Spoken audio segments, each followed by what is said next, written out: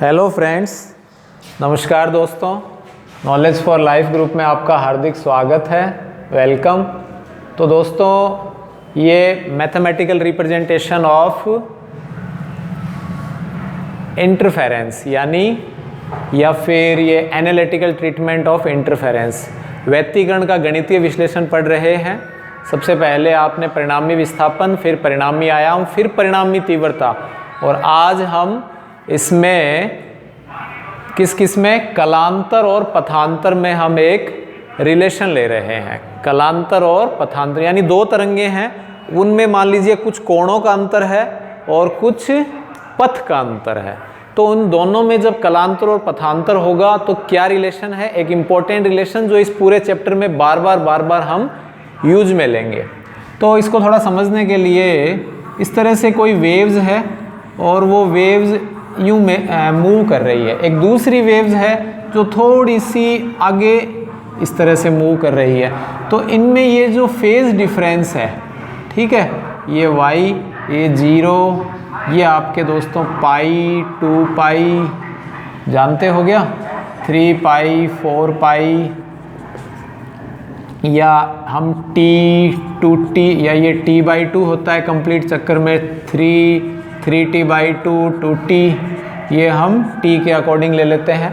तो इस तरह से हम आप टाइम के अकॉर्डिंग या जो एंगल है उसके अकॉर्डिंग हम यदि इसमें डिस्प्लेसमेंट लेते हैं, तो कहने का अर्थ ये है कि दो तरंगे हैं, इनके एम्पलीट्यूड पहले वाले का मान लीजिए a1 है, दूसरे वाले का एम्पलीट्यूड a2 है, फेज डिफरेंस, पाथ डिफरेंस जो हम इसके अंदर ले रहे हैं।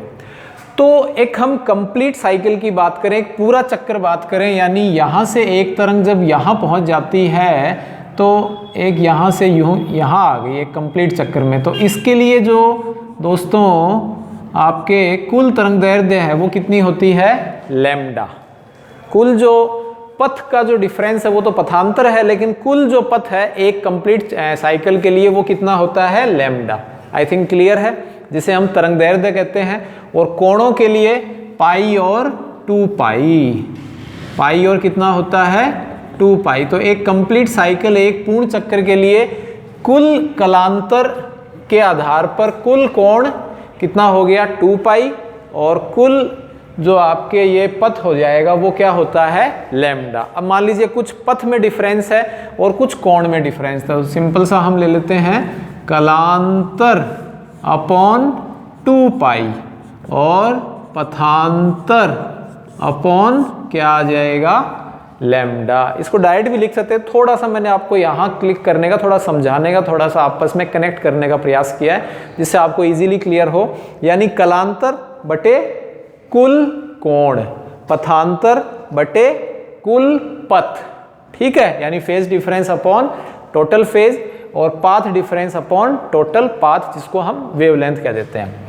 कलांतर को हम दोस्तों थीटा लिखते हैं, तो थीटा अपॉन 2 पाई, और पथांतर को हम डेल्टा लिख लेते हैं, तो डेल्टा अपॉन लैम्डा। ये एक सिंपल इनमें रिलेशन आ जाता है, ठीक है। थीटा आप जानते हो, हम यूज में लेते रहते हैं, और यहाँ से हम डेल्टा निकाल लेते हैं, तो डेल्टा क्या आ जाएगा, थीटा लैम्डा अपॉन 2 पाई। क्या रिलेशन आ गया, थीटा लैम्डा अपॉन 2 पाई आ जाता है, ठीक है। अब इसको जो संपोषी व्यतिकरण है उसके लिए पथांतर क्या होगा, और जो विनाशी व्यतिकरण है उसके लिए पथांतर क्या होगा। तो वही बातें, संपोषी व्यतिकरण के लिए फॉर कंस्ट्रक्टिव इंटरफेरेंस, तो संपोषी व्यतिकरण के लिए थीटा इक्वल्स टू क्या होता है, 0 डिग्री। क्लियर कर चुके हो। जैसे मान लीजिए इधर 0 है और वापस घूमकर वापस यहीं 0 आएंगे, तो यानी कोई भी एंगल में हम कितना एंगल ऐड कर दें कि वापस वही एंगल आ जाता है, 2 पाई। जानते हो, कोई भी मान में 360 डिग्री हम फिर से जोड़ देते हैं तो वही मान फिर से आ जाएगा, यानी 0, 2 पाई, 4 पाई, 6 पाई। एनवा पद क्या होगा, बताएं, क्या होगा, क्या होगा, एनवा पद हो जाएगा 2n pi.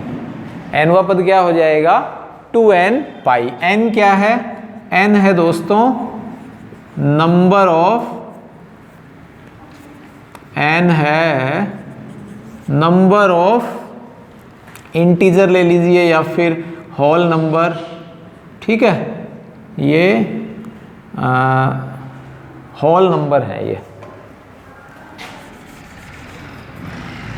Number of integer, चलो नंबर ऑफ इंटीजर, इंटीजर ले लेते हैं। कौन सी संख्याएं हैं ये? पूर्णांक संख्याएं हैं, ठीक है, जो 0, 1, 2, 3 ये सारी की सारी हो जाती हैं। क्या क्या हो जाती हैं? 0, 1, 2, 3। तो यदि हमने n इक्वल्स टू 0 रखा तो 0 आ गया, n इक्वल्स टू 1 रखा तो 2 पाई आ गया, n इक्वल्स टू 2 रखा तो 4 पाई आ गया। क्लियर है? तो ये nवा आपका टर्म आ जाता है।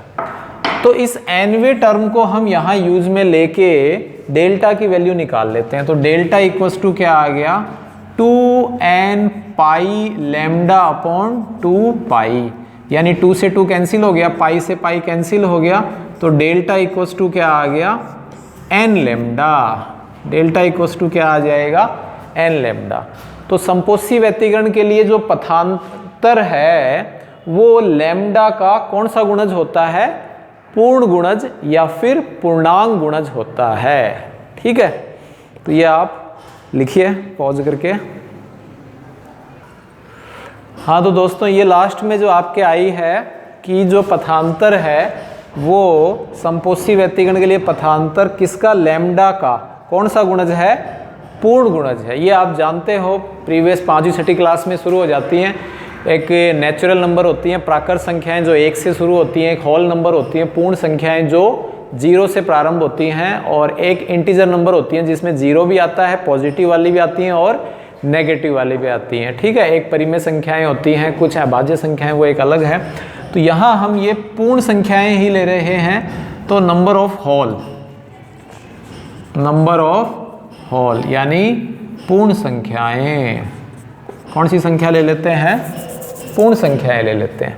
तो the phase difference of constructive interference become whole multiply of lambda, whole multiply of lambda. ठीक है, ठीक इसी प्रकार हम विनाशी व्यतिकरण के लिए लें तो क्या आएगा? विनाशी व्यतिकरण के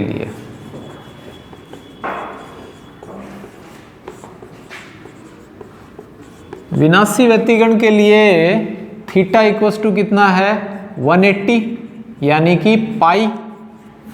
जानते हो दोनों की दोनों तरंगे विपरीत कला में है, तो ये पाई आ रहा है।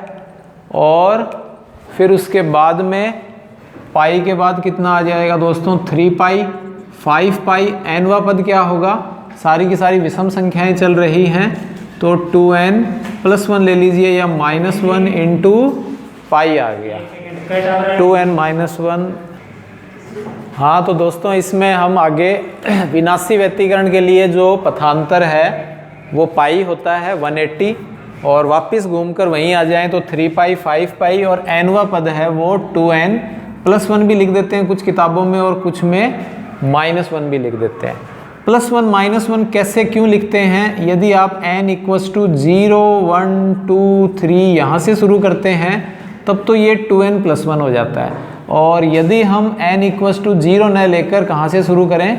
यहाँ देखिए, ये यहाँ तो n इक्वल्स टू 0 से शुरू किया था, लेकिन यहाँ n इक्वल्स टू 0 है नहीं, क्योंकि 0 कोई औचित्य नहीं है, 0 0 ही हो जाएगा। ठीक है, तो हम इसको 1 से भी शुरू कर सकते हैं। तो इसको 1 से शुरू कर लेते हैं, तो ये 2n + 1 हो जाता है। तो जब ये वैल्यू यहाँ रख देंगे तो डेल्टा इक्वल्स टू क्या आ जाएगा? 2n +1 पाई। ठीक है, 2n पाई की जगह हमने 2n + 1 पाई रख दिया, और lambda upon 2 pi as it is है, पाई से पाई आपके कैंसिल हो जाता है। तो डेल्टा इक्वल्स टू क्या आंसर आ गया?